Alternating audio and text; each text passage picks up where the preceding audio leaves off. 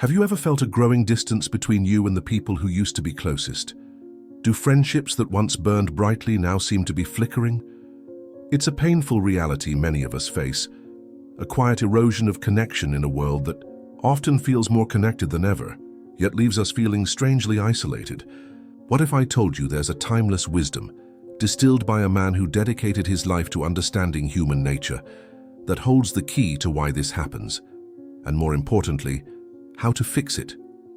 We're talking about the incredible insights of Dale Carnegie, whose principles have helped millions build bridges instead of walls, turning fleeting encounters into lasting bonds. In this video, we're going to dive deep into the often unseen reasons why connections fade, exploring powerful truths that, once understood, can fundamentally change how people respond to you. You'll learn the subtle habits that might be unknowingly pushing friends away and discover surprisingly simple, yet profoundly effective ways to draw people closer. These aren't just theories, they are practical, proven methods that get right to the heart of what makes human relationships thrive. So if you're ready to stop wondering why friendships drift and start building connections that last, stick around. Every moment of this video is packed with wisdom that can truly transform your relationships. Don't miss a single piece of advice. The most powerful insights might just be waiting for you near the end. And while you're here, if you value genuine connection and practical wisdom, take a second to hit that like button and subscribe to the channel so you don't miss out on more content designed to help you live a richer, more connected life. If there is one single habit, one subtle yet potent force that acts as a silent destroyer of friendships, it is criticism. This is a central tenet of Dale Carnegie's teachings, a truth he observed and illustrated with compelling examples. Criticism, in any form, whether it's a pointed remark about a friend's tardiness, a judgmental comment on their life choices, or a casual complaint about something they did or didn't do, plants a seed of resentment. Each critical word, each disapproving glance is like a tiny hammer striking against the fragile foundation of trust and affection. Over time, these seemingly small blows accumulate, creating hairline fractures that, left unaddressed, inevitably cause the structure of the friendship to crumble. Consider the fundamental reaction criticism elicits in the human spirit. When we are criticized, our immediate instinctive response is to become defensive. Our pride is wounded, our sense of self-worth is challenged, and a wall instantly goes up between us and the person delivering the critique. Even if the criticism is factually correct, the manner in which it is delivered, the very act of pointing out a flaw or mistake, triggers a negative emotional response that overrides any potential logic or benefit. Think about the hardest criminals, the people society deems most wrong. Even they, when confronted, often see themselves as justified, as victims of circumstance, or as having acted with some form of perceived righteousness. If individuals on that extreme end of the spectrum struggle to accept fault when pointed out, what makes us believe we can effectively change the behavior or perspective of our friends and loved ones through criticism? We might feel a fleeting sense of superiority or justification in pointing out an error, but the cost to the relationship is almost always prohibitively high. We gain a minor point, perhaps, but we lose connection, trust, and affection. When we make a habit of correcting friends, highlighting their shortcomings or complaining about their actions or inactions, we are, in essence, subtly but consistently pushing them away. We create an environment where they feel judged, inadequate, or misunderstood, and no one willingly chooses to spend time in such an environment. This is why, as Dale Carnegie tirelessly emphasized, criticism is futile because it wounds a person's precious pride, hurts their sense of importance, and arouses resentment. It doesn't inspire change, it inspires resistance and withdrawal. To preserve the warmth and closeness of our friendships, we must consciously choose to abandon the habit of criticism, recognizing it for the destructive force it is. Following Dale Carnegie's profound insights into human interaction, we arrive at another critical point that often erodes relationships: the futile attempt to win an argument. Carnegie famously stated that the only way to get the best of an argument is to avoid it. While this might sound counterintuitive in a world that often values debate and assertiveness, His reasoning was based on a deep understanding of human psychology. When we engage in an argument, even if we manage to logically dismantle the other person's points and prove ourselves undeniably right, what have we truly won? We might have achieved intellectual victory, but in the process, we have almost certainly made the other person feel inferior, foolish, or resentful. And no one, absolutely no one, enjoys feeling that way. Think about a time you were on the losing side of an argument. Did you walk away feeling grateful for being corrected? Or did you feel defensive, perhaps even more strongly entrenched in your original position? The latter is the far more common human reaction. When we argue, we are essentially attacking the other person's perspective, which they often view as an extension of themselves. This triggers their defenses. Their pride is at stake. Even if they are intellectually convinced that they are wrong, their emotional response to being defeated can create a lasting barrier in the relationship. The temporary satisfaction of winning a logical point is a poor substitute for the enduring warmth and trust of a friendship. Carnegie illustrated this with numerous examples, showing how attempts to argue and prove someone wrong in business or personal life almost always backfired, creating enemies rather than allies. The energy expended in trying to win an argument would be far better invested in trying to understand the other person's point of view, finding areas of agreement, or simply listening. When we prioritize being right over maintaining the relationship, we are making a costly mistake. The desire to win an argument is a trap that ensnares countless relationships, pushing people apart one contentious word at a time. To foster harmony and closeness, we must learn to recognize the ultimate futility of trying to win arguments and instead focus on preserving the bond. Dale Carnegie considered the ability to show genuine interest in others one of the most potent keys to connecting with people. It seems almost deceptively simple, yet its impact is profound and often overlooked. In a world where everyone is eager to talk about themselves, their accomplishments, their problems, and their ideas, the person who is willing to truly listen, who shows sincere curiosity about the other person, becomes instantly magnetic. Carnegie used to say that you can make more friends in 2 months by becoming genuinely interested in other people than you can in 2 years by trying to get other people interested in you. 1. This highlights a fundamental truth about human nature. We are all at our core primarily interested in ourselves. We spend our days thinking about our own lives, our own concerns, our own desires. So when someone comes along who breaks that pattern, who turns the spotlight away from themselves and onto us, it feels incredibly validating and appealing. Think about a conversation you had where the other person genuinely listened, asked thoughtful questions, and seemed truly engaged in what you were saying. How did that make you feel? Chances are you felt valued, respected, and enjoyed the interaction immensely. This is the power of genuine interest. It's not about faking attention or waiting for your turn to speak. It's about cultivating a sincere curiosity about the other person's experiences, thoughts, and feelings. It's about asking questions and truly listening to the answers without interrupting or immediately pivoting the conversation back to yourself. It's about remembering details they share and following up on them later.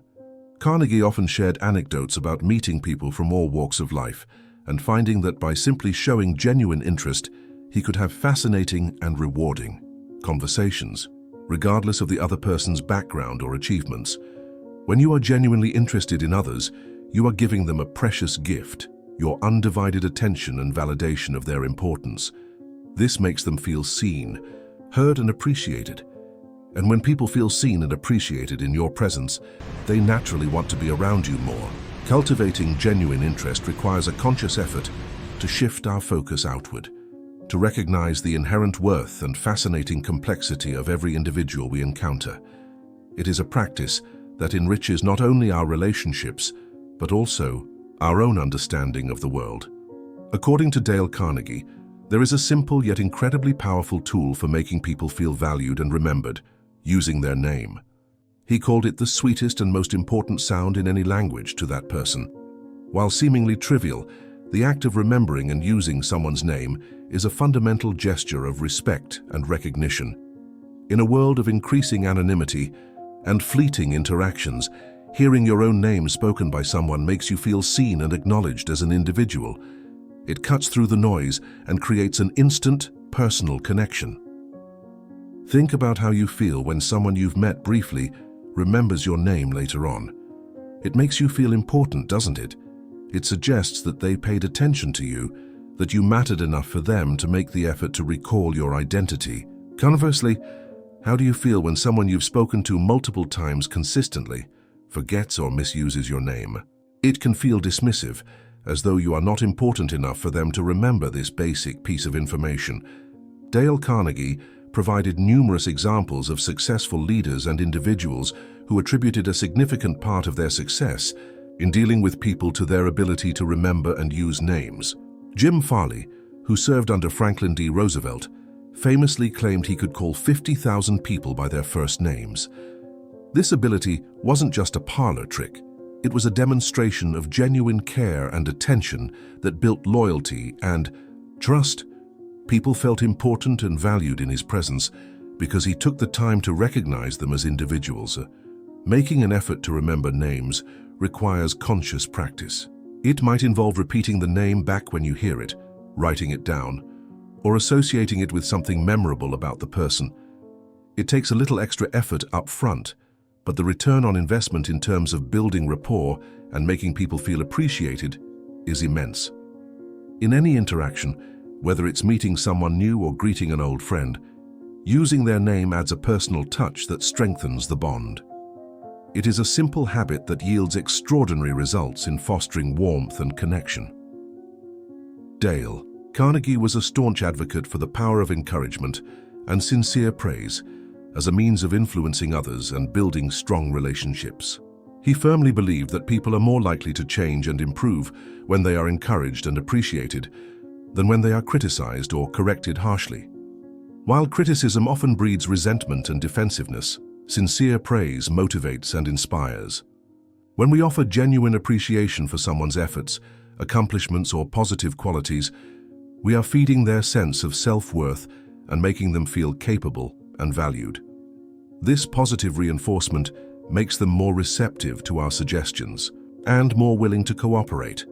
Carnegie advised praising even the slightest improvement and being generous with sincere appreciation.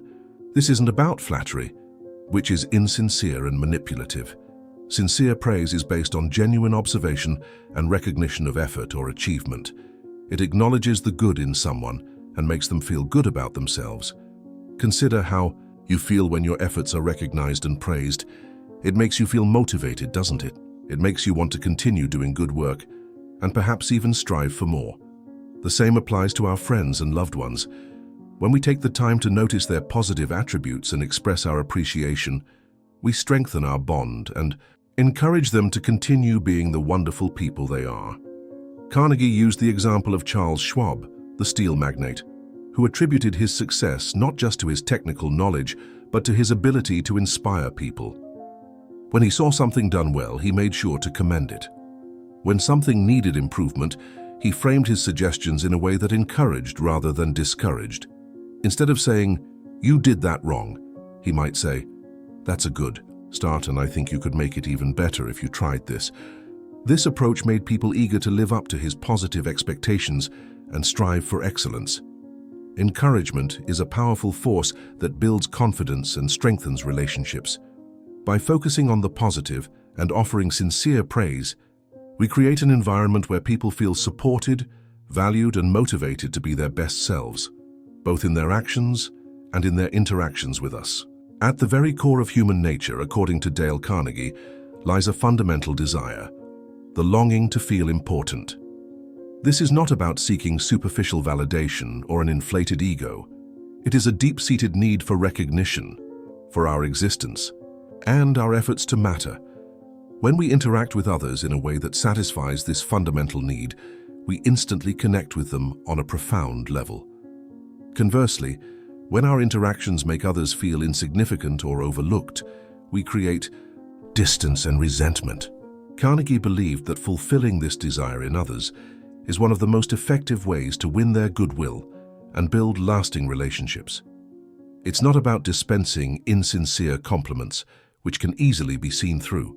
It's about genuinely recognizing the worth and dignity of the other person. This can be achieved through various means, all rooted in respect and attentiveness. Listening intently when someone is speaking, remembering details about their life, asking for their opinion, acknowledging their contributions, and expressing sincere appreciation. All these actions contribute to making the other person feel important. Think about the times you felt truly valued in a conversation or interaction. It's likely because the other person gave you their full attention, showed genuine interest in what you had to say, and made you feel like your thoughts and feelings mattered. Carnegie emphasized that every single person we meet, no matter how seemingly ordinary, has something unique and interesting about them. Our role, if we wish to connect with them, is to find that something and make them feel appreciated for it. The opposite of making someone feel important is to ignore them, dismiss their feelings, or make them feel invisible. These actions are deeply hurtful and are sure to erode any potential for a meaningful connection. By consciously focusing on making others feel important, by treating every individual with respect and acknowledging their inherent worth, we tap into one of the most powerful forces in human interaction and build relationships based on mutual respect and appreciation. When it comes to correcting mistakes or offering suggestions for improvement, Dale Carnegie advocated for an indirect approach, a method that avoids making the other person feel defensive or attacked. Directly pointing out a flaw can wound a person's pride and make them resistant to accepting their mistake or changing their behavior. Instead, Carnegie suggested methods that allow the other person to arrive at the conclusion themselves or to feel like they are part of the solution. One effective technique is to begin with sincere praise before mentioning the area for improvement. This softens the blow and makes the other person more receptive to constructive feedback. For example, instead of saying, "You messed up on this report," you might say, "I really appreciate the effort you put into this report, and I think we could make it even stronger by reviewing this section together." This approach acknowledges their effort while gently guiding them toward the area that needs attention. Another indirect method is to talk about your own mistakes before criticizing the other person's. This demonstrates humility and makes the other person feel less singled out and more understood. For instance, if someone is struggling with a task, you might share a time when you also found that task challenging and how you learned to approach it differently. This shows empathy and offers guidance without being accusatory. Carnegie also suggested asking questions instead of giving direct orders or pointing out errors. Asking, "What do you think went wrong here?" or "How do you think we could improve this next time?" encourages the other person to analyze the situation themselves and take ownership of the solution. This not only makes them more likely to learn and improve, but also preserves their sense of autonomy and competence. By using indirect correction methods, we avoid triggering the other person's defenses and instead create an environment where they are more open to feedback and more motivated to make changes. This approach strengthens the relationship by focusing on collaboration and mutual growth rather than on fault-finding and blame. A crucial element in maintaining positive relationships, especially when mistakes have been made or disagreements have occurred, is allowing the other person to save face. Dale Carnegie understood the immense importance of preserving a person's dignity and sense of self-worth, even when they are in the wrong. Humiliating someone, exposing their errors publicly, or rubbing their nose in a mistake is not only cruel but also incredibly detrimental to the relationship. It creates deep resentment and makes future positive interactions incredibly difficult. Carnegie emphasized that we should never make someone feel small or foolish. Even if we have to point out an error or address a negative behavior, it should be done privately and with empathy. The goal is to help the person learn and improve, not to punish or shame them. Think about a time you made a mistake. How did you feel? You likely felt embarrassed, perhaps even ashamed. In that vulnerable state, harsh criticism or public humiliation would only have amplified those negative feelings and made you resistant to learning from the experience. Conversely, if someone addressed your mistake with kindness and understanding, allowing you to maintain your dignity, you were likely much more receptive to their guidance. Letting others save face involves avoiding direct accusations, refraining from public criticism, and finding ways to allow the other person to correct the situation without feeling completely defeated or exposed. It might involve offering a way out, providing an excuse that preserves their pride, or focusing on the learning opportunity rather than the failure. Carnegie often spoke of the importance of handling delicate situations with tact and diplomacy, always keeping the other person's feelings in mind. When we prioritize preserving the other person's dignity, even in challenging circumstances, we demonstrate respect and empathy. This builds trust and strengthens the foundation of the relationship, making it more resilient to future inevitable bumps in the road. In Dale Carnegie's view, one of the most overlooked yet incredibly effective ways to connect with others and make them feel valued is through the simple act of listening. In a world full of people eager to talk, a truly good listener is a rare and cherished find. Listening is more than just hearing the words someone is speaking. It is about paying attention with your full focus, showing genuine interest in what they are saying, and understanding their perspective, their emotions, and their underlying message. When we listen effectively, we are communicating to the other person that they are important, that their thoughts and feelings matter, and that we value their contribution to the conversation. This is a powerful affirmation that builds rapport and encourages openness. Carnegie often highlighted the fact that most people are not good listeners. They are often formulating their response while the other person is still speaking, or they are simply waiting for their turn to talk. This is not true listening. True listening involves putting aside our own thoughts and agendas for the moment and focusing entirely on the other person. It involves making eye contact, nodding in understanding, asking clarifying questions, and reflecting on what has been said. Think about a time you felt truly heard and understood. It's a powerful feeling, isn't it? It makes you feel validated and connected to the person who listened. Conversely, think about a time you felt unheard or dismissed. It's a frustrating and isolating experience. Becoming a good listener requires conscious effort and practice. It means resisting the urge to interrupt, to offer unsolicited advice, or to jump in with our own stories. It means being present in the moment and giving the other person our undivided attention.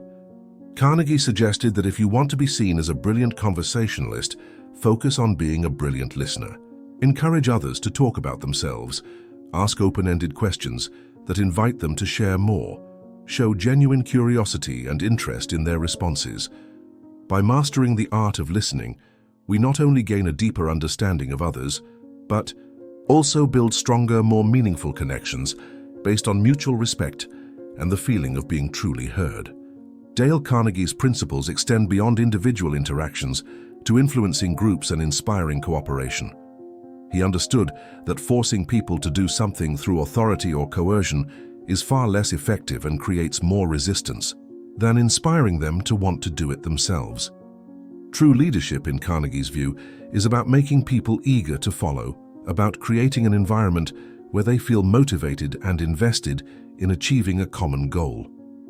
This is achieved not through demands and orders, but through understanding their desires, appealing to their interests, and making them feel that the goal is also their goal. Carnegie emphasized the importance of understanding the other person's point of view and trying to see things from their perspective. When you can genuinely understand their motivations and concerns, you are better equipped to find common ground and frame your requests or suggestions in a way that resonates with them. He also stressed the power of letting the other person feel that the idea is theirs. People are much more committed to ideas they believe they originated or significantly contributed to. Instead of presenting a finished plan and demanding compliance, involve others in the process. Ask for their input, solicit their suggestions, and make them feel like active participants in finding the solution. This not only fosters a sense of ownership, but also taps into their creativity and problem-solving abilities. Furthermore, Carnegie believed in the power of framing requests in a way that highlights the benefits to the other person or appeals to their nobler motives.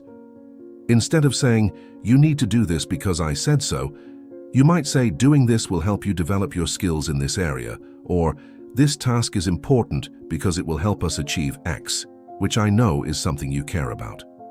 By connecting the request to their interests and values, You make it more compelling and inspiring. Inspiring cooperation is about building consensus, fostering a sense of shared purpose and empowering others to contribute their best. It is a leadership style based on respect, understanding, and the belief that people are more likely to act when they feel motivated and valued, rather than controlled or coerced. We have journeyed through some of the most fundamental principles of human connection, illuminated by the enduring wisdom of Dale Carnegie. We have seen how easily relationships can be damaged by criticism and the futile pursuit of winning arguments. We have discovered the profound impact of genuine interest, the simple power of remembering a name, and the motivating force of sincere appreciation. We have explored the importance of making others feel important, the art of correcting indirectly, the grace of letting others save face, the power of truly listening, and the effectiveness of inspiring cooperation rather than demanding compliance. These are not complex theories. They are practical, actionable principles that, when applied consistently, can transform our interactions and enrich our lives immeasurably. As Dale Carnegie reminded us, at the core of all human interaction lies emotion, not just cold logic. When we approach others with empathy, respect, and a genuine desire to understand and appreciate them, we tap into the wellspring of positive human connection. So let us commit to abandoning the habits that push people away and embrace the principles that draw them near. Let us strive to be interested rather than interesting, to listen more than we speak, to appreciate genuinely, and to handle disagreements with grace. In doing so, we will not only build stronger, more meaningful friendships, but also create a ripple effect of positivity in all areas of our lives. The power to improve our relationships lies not in changing others, but in changing ourselves and applying these timeless truths. The rewards are immeasurable: deeper connections, greater understanding, and a life filled with richer, more fulfilling human experiences.